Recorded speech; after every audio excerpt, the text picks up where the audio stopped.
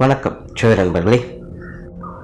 திருமணம் மற்றும் காதல், பொதுவாக மனிதர்கள் எல்லாமே இந்த ரெண்டு விஷயங்களையுமே கடந்து வந்துதான் ஆகணும். ஆனால் இந்த திருமணம் காதல் அப்படிங்கிற விஷயங்கள் பொதுவான வகையில் இருந்தாலும் கூட மனிதர்களுக்கு இது சார்ந்த விஷயங்களில் எதிர்பார்ப்புகள் அப்படிங்கிறது ஒவ்வொருத்தருக்கும் ஒவ்வொரு விதமாக தான் இருக்குது. அதாவது விஷயம் என்னமோ ஒன்று தான், ஆனால் ஒவ்வொருத்தருக்குமே ஒவ்வொரு விதமான ஆசைகளும் ஒவ்வொரு விதமான எதிர்பார்ப்புகளும் இருந்துக்கிட்டே தான் இருக்கும். இந்த எதிர்பார்ப்புகள் சாட்டிஸ்ஃபை ஆகுதா இல்லையா அப்படிங்கிறத பொறுத்து தான் அந்த விஷயங்கள், அதாவது திருமணம் மற்றும் காதல் சார்ந்த விஷயங்கள் சக்ஸஸா ஃபெயிலியரா அப்படிங்கிறது டிசைட் ஆகுது. ஸோ இந்த பதிவில் நம்ம எதை பற்றி பார்க்க போகிறோம்னா, ஜோதிட ரீதியாக ஒவ்வொரு ராசிக்காரங்களுக்கும் இந்த திருமண வாழ்க்கை மற்றும் காதல் சார்ந்த விஷயங்களில் அவங்களுடைய எதிர்பார்ப்புகள் எப்படி இருக்கும் மற்றும் அவங்களுக்கு அது சார்ந்த அந்த வாழ்க்கை நிலை எப்படி அமையும் அப்படிங்கிறத ஒரு ஜென்ரலான நிலைகளில் பார்க்க போகிறோம். அண்ட் பார்க்கறதுக்கு முன்னாடி ஒரு சில விஷயங்களை சொல்லிடுறேன். மெயினாக எல்லாரும் கேட்கக்கூடிய ஒரு கேள்வி என்ன, சார் ராசிக்கு பொருந்துமா லக்னத்துக்கும் பொருந்துமா அப்படிங்கிறது தான். இங்கே நான் சொல்லக்கூடிய விஷயங்கள் எல்லாமே ராசிகளை பேஸ் பண்ணி தான், அண்ட் லக்ன ரீதியாக அது ஒரு 50% பொருந்தும். நீங்கள் சொல்லப்படக்கூடிய விஷயங்கள் அனைத்துமே ராசியை பேஸ் பண்ணி தான் இருக்கும். சரிங்களா? நீங்கள் ராசியை பேஸ் பண்ணி சொல்கிறதுனால இங்கே சொல்லக்கூடிய மாதிரி தான் உங்களுடைய வாழ்க்கை நிலை இருக்கும் அப்படிங்கிறதும் கிடையாது. இது முழுக்க முழுக்க உங்களுடைய எதிர்பார்ப்புகள் மட்டும்தான். உங்களுடைய வாழ்க்கை நிலை அப்படிங்கிறது அவங்களுடைய சுய ஜாதக அடிப்படையில் தான் இருக்கும். எந்த ஒரு விஷயமாக இருந்தாலும் அது அப்படித்தான் இருக்கும். இங்கே ஜென்ரலாக அவங்களுடைய ஆசை நிலைகளுக்கு ஏற்ப அவங்களுடைய எதிர்பார்ப்புகள் எப்படி இருக்கும் அப்படிங்கிறதான் சொல்கிறோம். அது உங்களுக்கு பூர்த்தி ஆகுமா ஆகாதா அப்படிங்கிறதெல்லாம் அவங்களுடைய சுய ஜாதகம் மட்டும்தான் சொல்லும். அப்போ இந்த பதிவு எதுக்கு அப்படின்னு பார்த்தீங்கன்னா, இது ஒரு புரிதலுக்காக. முதல்ல அவங்களுடைய தேவைகள் நிலைகள் என்ன அப்படிங்கிறதே புரிஞ்சுக்கலாம். மேஜராக இன்றைக்கி பல பேருக்கு இருக்கக்கூடிய பிரச்சனையும் இதுவும் ஒன்று. ஏன்னா மற்றவங்க செய்கிறாங்க அப்படிங்கிறதுக்காக செய்ய வேண்டியதாக இருக்கும். அவங்களுக்கு வேணுமா இல்லையா, பிடிச்சிருக்கா இல்லையா அப்படிங்கிறத பற்றி யோசிக்காமல் மற்ற எல்லாரும் செய்கிறாங்க அப்படிங்கிறதுக்காக அவங்களும் செய்வாங்க. ஸோ அப்படியெல்லாம் இல்லாமல் நம்மளுடைய உண்மையான நிலை என்ன, தேவை என்ன அப்படிங்கிறத ஓரளவுக்கு இங்கே புரிஞ்சுக்கலாம். ஆனால் அதே மாதிரி தான் இது அவங்களை பற்றி மட்டுமில்லை, அவங்களுடைய பார்ட்னர்ஸை பற்றியும் இதே மாதிரி புரிஞ்சுக்கலாம். ஸோ அவங்களுடைய ராசி நிலைகளின்படி அவங்களுடைய எதிர்பார்ப்புகள் எப்படி இருக்கும், அவங்களுடைய தேவைகள் எப்படி இருக்கும் அப்படிங்கிறத பற்றி புரிஞ்சுக்க முடியும். ஸோ இது முழுக்க முழுக்க மன ரீதியான ஒரு புரிதலுக்கான பதிவு தான். ஏன்னா திருமணமாகட்டும் காதல் விஷயங்களாகட்டும் இது ரெண்டுமே பார்த்திங்கன்னா இரு மனங்கள் சங்கமிக்கக்கூடிய இடம். ஸோ இது முழுக்க முழுக்க அவரவர்களுடைய மனம் சார்ந்த எதிர்பார்ப்புகளை தான் பிரதிபலிக்கும். மனசு திருப்தி அடைஞ்சிருச்சு அப்படின்னா எல்லாமே திருப்தி அடைஞ்சிடும் அப்படின்னு சித்தர்களே சொல்லியிருக்காங்க. அது நிதர்சனமான உண்மையும் கூட. இன்றைய காலகட்டங்களில் ஏகப்பட்ட பிரிவினைகளுக்கு முக்கிய காரணமே இந்த மனம் ஒத்து வரலை அப்படிங்கிறது தானே. மனம் ஏன் ஒத்து வரலைன்னா மன ரீதியான புரிதல்கள் இல்லை அப்படிங்கிறதுனால தான். அவங்க என்ன எதிர்பார்க்குறாங்க நம்மளும் யோசிக்கிறதில்ல, நம்ம எதை எதிர்பார்க்குறோன்னு அவங்களும் யோசிக்கிறதில்ல, ஏன்னா தெரியறதில்லை. இதுதான் விஷயம். இந்த பதிவினுடைய நோக்கம் ராசி ரீதியாக அவங்களுடைய அதிகபட்சமான எதிர்பார்ப்புகள் எப்படி இருக்கும் அப்படிங்கிறத பற்றி தான் சொல்லும். அது இன்னொரு பொதுவான ஜோதிட தகவல் என்ன அப்படின்னு பார்த்தீங்கன்னா, பொதுவாகவே எல்லாருக்கும் தன்னை மாதிரியே தன்னுடைய லைஃப் பார்ட்னரும் இருக்கணும் அப்படின்னு ஆசைப்படுவாங்க. அதாவது ஒரே வேவ் லென்த்தில் இருக்கணும், தன்னை மாதிரி அவங்களும் யோசிக்கணும், தன்னை மாதிரி அவங்கள எல்லாம் செய்யணும், எல்லாத்துலேயுமே ஒரே மாதிரி பேரலாக இருக்கணும் அப்படின்னு எதிர்பார்ப்பாங்க. பட் நிதர்சனம் அப்படி இருக்கிறது இல்லை. ஜோதிட ரீதியாகவும் அது கண்டிப்பாக கிடையவே கிடையாது அப்படிங்கிறது தான் உண்மை. ஜோதிடத்தில் இந்த திருமண வாழ்க்கை அப்படின்னாலே 7ஆம் பொறுத்து தான் பார்ப்பாங்க. 7ஆம் இடத்தை மெயினாக பார்க்கணும். அதான் திருமண கலத்திரஸ்தானம் அப்படின்னு சொல்கிறது. இந்த 7ஆம் இடம் அப்படிங்கிறது அது நமக்கு அப்படியே ஆப்போசிட். சிலர்லாம் பார்த்தீங்கன்னா அடிக்கடி ஒருத்தருக்கு ஒருத்தர் சண்டை போட்டுக்கிட்டே இருப்பாங்க. அடிக்கடி இந்த வார்த்தைகளை சொல்லி கேளுங்க, எனக்கும் அவங்களுக்கு 7ஆம் பொருத்தம்ப்பா செட்டே ஆகாது அப்படின்னு சொல்லுவாங்க. 7ஆம் பொருத்தம் அப்படிங்கிறது நேர ஆப்போசிட் தான். ஸோ திருமண வாழ்க்கை அப்படிங்கிறது ஜோதிடத்தை இந்த 7ஆம் பொருத்தம் தான் குறிக்குது. அப்படிங்கும்போது எல்லா விஷயத்துலையுமே தனக்கு ஆப்போசிட்டில் இருக்கிறவங்க தான் வாழ்க்கை துணையாக பார்ட்னர்ஸாக அமைவாங்க. ஆனால் இங்கே எல்லாருடைய எதிர்பார்ப்பும் என்னென்னா ஒரே வேவ் லென்த்தில் இருக்கணும், ஒரே மாதிரி இருக்கணும், என்ன மாதிரி இருக்கணும் அப்படிங்கிற எக்ஸ்பெக்டேஷன்ஸ் தான் இருக்குது. பட் இந்த எதிர்வினை அமைப்பு எதற்காக அப்படின்னு பார்த்தீங்கன்னா, லைஃப்பில் ஒரு பேலன்ஸ் கொண்டுட்டு வரணும் அப்படிங்கிறதுக்காக தான். பொதுவாக இந்த காதல் சார்ந்த விஷயங்கள் அப்படிங்கிறது அது வேற. இது முழுக்க முழுக்க மனம் சார்ந்த விஷயங்களோட போயிடுது. இந்த திருமணம் அப்படிங்கிறது அப்படி இல்லை. இது ஒரு செகண்ட் லைஃப் மாதிரி. நிறைய கமிட்மெண்ட்ஸ், சொசைட்டி, நல்லது கெட்டது மான அவமானம் அப்படின்னு பல விஷயங்கள் உள்ள அடக்கியதாக அது அமைஞ்சிருக்கும். ஸோ அப்படி இந்த திருமணம் அப்படிங்கிறது மனிதர்களுடைய வாழ்க்கையில் அத்தியாவசியம் நிறைந்தது மட்டுமல்ல, ரொம்பவுமே அதிகப்படியான முக்கியத்துவம் வாய்ந்ததாகவும் அது அமையுது. ஆனால் அப்படிப்பட்ட ஒரு விஷயத்துக்கு 7ஆம் பொருத்தத்தை தான் நம்ம கொடுக்குறோம். எதற்காக அப்படின்னு பார்க்கும்போது லைஃப்பில் அவங்களுடைய பேலன்ஸை இழந்துடக்கூடாது அப்படிங்கிறதுக்காக. அதாவது உதாரணத்துக்கு ஒருத்தர் நல்லா ஆக்டிவாக இருக்காங்க, நல்லா அக்ரெசிவாக இருக்காங்கன்னு வச்சுக்கோங்க. அவங்களுக்கு அது அப்படியே ஆப்போசிட்டான ஒரு ஆள் தான் லைஃப் பார்ட்னராக இருப்பாங்க. லைஃப் பார்ட்னர் வந்து கொஞ்சம் மந்த புத்தி இருக்கிறவங்களா தான் இருப்பாங்க. எல்லாத்தையுமே தள்ளி போட்டு எதுலேயுமே ஒரு கேர் இல்லாமல் அப்படியே அவங்க பாட்டுக்கு இருப்பாங்க. இது எதுக்காக இப்படின்னு பார்த்தீங்கன்னா, அப்போ தான் இந்த பேலன்ஸ் நிலைத்தர. ஏன்னா ஒருத்தர் வந்து எல்லா விஷயங்களும் ரொம்ப ஆக்டிவாக அக்ரெசிவாக இருக்காங்க அப்படிங்கும்போது அவங்கள சார்றவங்களும் அதே மாதிரி இருந்துட்டாங்க அப்படின்னா அது வந்து எரிரத்தியில் என்ன ஊற்றுற மாதிரி ஆகிடும். ஒரு கண்டிஷனே இல்லாமல் லிமிட்டே இல்லாமல் லெவலுக்கு மேலே அது வந்து பஸ்ட் ஆகிடும். இப்போ ஒரு வேளை இன்னொரு சைடில் பார்த்தீங்கன்னா அவங்க மந்தமாக இருக்காங்க, எல்லாத்தையுமே டேக் இட் ஈஸியாக எதையுமே கேர் பண்ணிக்காமல் அவங்க பாட்டுக்கு போயிட்டுருக்காங்கன்னு வைங்களேன். இப்போ அவங்களுக்கு அவங்கள ஒத்த மாதிரியே ஒருத்தங்க செய்கிறாங்க அப்படிங்கும்போது அவங்களுடைய லைஃப் எதுக்குமே பிரயோஜனம் இல்லாமல் போய்டும். ஒரு லெவலுக்கு மேலே யாருமே எதுவுமே செய்யவே முடியாது, செய்யணுங்கிற எண்ணமே அவங்களுக்கு வராது. லைஃப் எங்கே போய் நிற்கும், டார்க் சைடில் போய் ஒன்றுமே இல்லாமல் சுத்தமாக சூன்யமாயிடும். ஸோ இப்போ இந்த ரெண்டு நிலையுமே பேலன்ஸ் பண்ணணும் அப்படின்னா, அதாவது ஓவராக அக்ரெசிவாகவும் போயிடக்கூடாது, அதே நேரம் ஓவராக டம்பும் ஆகிடக்கூடாது அப்படிங்கிறதுக்காகத்தான் இந்த ரெண்டு நிலைகளும் சேர்க்கப்படுது. அதனால் இந்த திருமணம் அப்படிங்கிறத புரிஞ்சுக்கோங்க. இது வந்து வாழ்க்கையினுடைய பேலன்ஸ் நிலையை குறிக்கக்கூடியது. கண்டிப்பாக கருத்து வேற்றுமைகள் அப்படிங்கிறது நிச்சயமாக இருக்கத்தான் செய்யும். வாழ்க்கையினுடைய நல்லது கெட்டதுகளை சமன்படுத்துவதற்காக அதனுடைய அமைப்பே அப்படித்தான் அமைஞ்சிருக்கு. பட் அதே நேரம் அது அப்படி இருந்தாலும் கூட சமன்படுத்தக்கூடிய நிலைகளில் அது உடன் இருப்பவங்களுடைய தேவைகளையும் கொஞ்சம் கொஞ்சமாக பூர்த்தி செஞ்சுக்கிட்டு தான் இருக்கும். ஸோ முழுசாக பூர்த்தி செய்யாது, கொஞ்சம் கொஞ்சமாக தான் பூர்த்தி செய்யும். அதாவது இங்கே வந்து சாட்டிஸ்ஃபை அப்படிங்கிறது விஷயம் கிடையாது. சமன்படுத்துதல் அப்படிங்கிற நிலைகளில் அது ஒரு சில விஷயங்களை செஞ்சுக்கிட்டு இருக்கும். அந்த விஷயங்கள் மூலமாக நம்மளுடைய சில எதிர்பார்ப்புகள் சாட்டிஸ்ஃபை ஆகும். ஸோ இந்த புரிதல் இருந்துருச்சு அப்படின்னா இந்த திருமண வாழ்க்கை அப்படிங்கிறது நல்லபடியாக இருக்கும். அப்படி இல்லாமல் ஒருதலைபட்சமாகவே எல்லாத்தையும் யோசித்தாங்க அப்படின்னா அங்கே வந்து எந்த ஒரு பிரயோஜனமே இருக்காது. அதாவது இங்கே நான் சொல்ல வர்றது சரி தவறு நல்லது கெட்டது அப்படின்னால எதுவும் பேச வரல. இப்போ அந்த புரிதல்கள் இல்லாத பட்சத்தில் அங்கே அவங்க என்னதான் பண்ணிட்டு இருந்தாலும், என்னதான் சொல்லிட்டு இருந்தாலும், இல்லை நினச்சிட்டு இருந்தாலும் அதெல்லாமே வந்து அதில் வந்து எந்த ஒரு அர்த்தமோ யூஸும் கிடையாது அப்படிங்கிற நிலைகளை தான் போய்கிட்டு இருக்கும். ஸோ இப்போ இந்த திருமண வாழ்க்கை அப்படின்னு வரும்பொழுது சில விஷயங்களை இப்படி புரிஞ்சுக்கோங்க. இது எல்லாமே நான் வந்து ஜோதிட ரீதியாக இருக்கக்கூடிய விஷயங்களாக தான் சொல்லியிருக்கேன். ஏன்னா ஜோதிடத்தில் மொத்தமாக 12 கட்டங்கள் இருக்குது. அதில் திருமண வாழ்க்கை அப்படிங்கிறது இதில் எந்த கட்டம் வேணாலும் வச்சுருக்காங்க, எதுக்கு ஆப்போசிட்டில் வச்சுருக்காங்க அப்படிங்கிற விஷயத்த தான் இங்கே நான் எக்ஸ்பிளைன் பண்ணியிருக்கேன். ஒருத்தருக்கு ஒருத்தர் ஒரு பேலன்ஸ் நிலையை கடைப்பிடிக்கணும் அப்படிங்கிறதுக்காக தான் இந்த அமைப்பு. சிலருக்கு இன்னொரு டவுட் வரும், என்னென்னா நாங்கள் 2 பேருமே ஒரே ராசி தான், அப்போ எங்கள் 2 பேருக்கும் ஒரே மாதிரி தான் இருக்குமா அப்படின்னு கேட்டிங்கன்னா, அதாவது 2 பேருக்குமே ஒரே ராசியாக இருக்கும்போது அவங்களுடைய எதிர்பார்ப்புகள் ஒரே மாதிரி இருக்கும். பட் ஆக்டிவிட்டீஸ் அப்படிங்கிறது ஒரே மாதிரி இருக்காது. அவங்க ஒரு விஷயத்தில் ஃபோக்கஸ் பண்ணிட்டு இருப்பாங்க, இவங்க ஒரு விஷயத்தில் தான் ஃபோக்கஸ் பண்ணிட்டுருப்பாங்க. அந்த ஒரே ராசி இருக்கக்கூடியவங்கலாம் பாருங்கள், ஒரே மைண்ட் செட்டில் தான் அவங்க இருப்பாங்க. அவங்க பேசுகிறது, அவங்களுக்குள்ளே நடக்கக்கூடிய விஷயங்கள் எல்லாத்துலேயுமே பார்த்திங்கன்னா அவங்க ஒருத்தருக்கு ஒருத்தர் ஒத்து போய்ப்பாங்க. ஆனால் அவங்களுக்குள்ளேயே அது ஒரு செயலாக கொண்டுட்டு போகும்போது ஒவ்வொருத்தரும் ஒவ்வொரு விஷயமா கொண்டுட்டு போய் ஒரு ஸ்ட்ராட்டஜியாக மாற்றிடுவாங்க. பிளான் பண்ணும்போதெல்லாம் ஒரே மாதிரி தான் இருந்தது, ஏன் செய்யும்போது இப்படி சொதப்புது, ஏன் செய்யும்போது இவங்க மட்டும் இப்படி மாறுறாங்க அப்படின்னு குழப்பமாக தான் இருக்கும். ஸோ இந்த ஒரே ராசி இருக்கக்கூடியவங்களுக்கு ஸோ உங்களுடைய எண்ணங்கள் ஒரே மாதிரி வேலை செய்யும். ஸோ உங்களுடைய ஆசைகள், உங்களுடைய தேவைகளை நீங்கள் பூர்த்தி செஞ்சுக்கலாம். மன ரீதியான தேவைகள் பூர்த்தி ஆகும். பட் ரியல் லைஃப்பில் கொஞ்சம் கான்ட்ரவர்சியாக தான், அது வந்து ஜாதக ரீதியாக இருக்கக்கூடிய மாற்றங்களால் அது வந்து கொஞ்சம் கான்ட்ரவர்சியாக தான் இருக்கும். பட் திருப்தியான ஒரு நிலை இருக்கும்.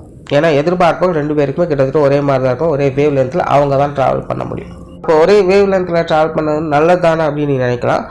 பட் இது எப்படின்னா பாசிட்டிவ்லையும் அப்படி தான் இருக்கும், நெகட்டிவ்லையும் அப்படி தான். ஆனால் நல்ல நேரம் வரும்பொழுதும் 2 பேர்த்துக்கு நல்ல விஷயமா நடக்கும், கெட்ட நேரமும் கெட்டதும் 2 பேர்த்துக்கும் கிட்டத்தட்ட ஒரே மாதிரி தான் இருக்கும், தாக்குப்பிடிக்கவே முடியாது. ஸோ 2 பேருக்கும் ஒரே ராசியாக இருக்குது அப்படிங்கும்போது அவங்களுடைய நிலைகள் இதுதான். மெயினாக பார்த்தீங்கன்னா இந்த 2 பேருக்கும் ஒரே ராசியாக இருக்கக்கூடிய வீடுகள்லாம் பார்த்தீங்கன்னா குடும்ப வாழ்க்கை நிறைய ஏற்ற இறக்கங்களாக இருக்கும். ஒரு 4-5 வருஷத்துக்கு பார்த்தீங்கன்னா பயங்கர சந்தோஷமாக ஓகோன்னு போயிட்டு இருக்கும். அப்படின்னு பார்த்தீங்கன்னா ஒரு 4-5 வருஷத்துக்கு அடி மேலே அடியாக விழுகும். எப்படி சமாளிக்கிறதுனே புரியாதான வாழ்க்கை ஓடும். ஒருத்தர் அனுசரித்து எல்லாத்தையும் கொண்டு போயிட்டே தான் இருப்பாங்க. ஒருத்தருக்கு ஒருத்தர் துணையாக இருப்பாங்க. ஸோ 2 பேருக்கும் ஒரே ராசியாக இருக்கிறது அப்படிங்கிறது பிரச்சனை ஒன்றும் கிடையாது. லைஃப்பில் நிறைய அப்ஸ் அண்ட் டவுன்ஸ் அப்படிங்கிறது கண்டிப்பாக இருக்கும். ஸோ அதெல்லாம் கொஞ்சம் பார்த்து அனுசரித்து இருக்கணும், அவ்வளோதான். ஸோ இனிமேற்கொண்டு ஒவ்வொரு ராசிகளுக்கும் இது எப்படி வேலை செய்யுது அப்படிங்கிறத பார்க்கலாம். ரிஷபராசி. பொதுவாகவே இந்த ரிஷபராசிக்காரர்கள் ரொம்பவுமே சென்சிட்டிவான ஆட்கள் அண்ட் சென்டிமெண்ட் பிரியர்களும் கூட.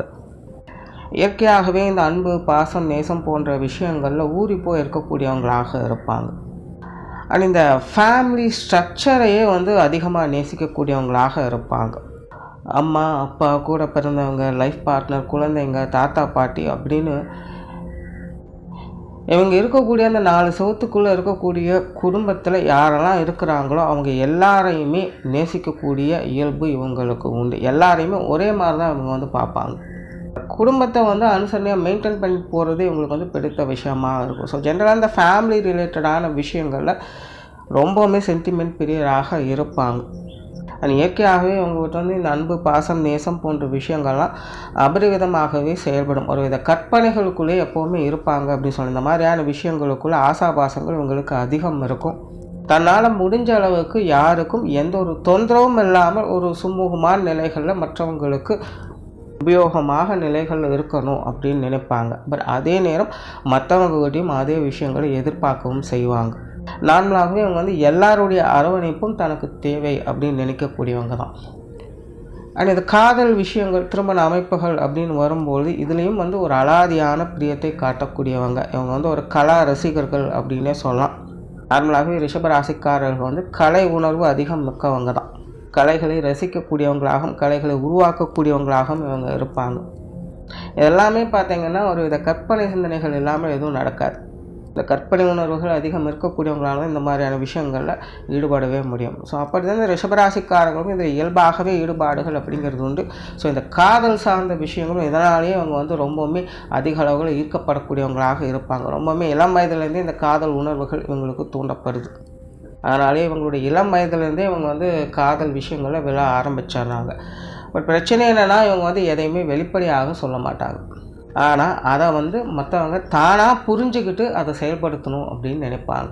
இந்த ரிஷபராசிக்காரங்களுடைய மெயின் ட்ராபேக்கே இதுதான். ஏன்னா எல்லாராலையும் எல்லா மனசில் இருக்கிறதையும் புரிஞ்சுக்க முடியாது அப்படிங்கிறது ஒரு பெரும் பிரச்சனை தான். முடியாது, கிளியராக இப்படி தான் இருக்கும் அப்படின்னு சொல்லி யாராலையும் அனலைஸ் பண்ணவே முடியாது.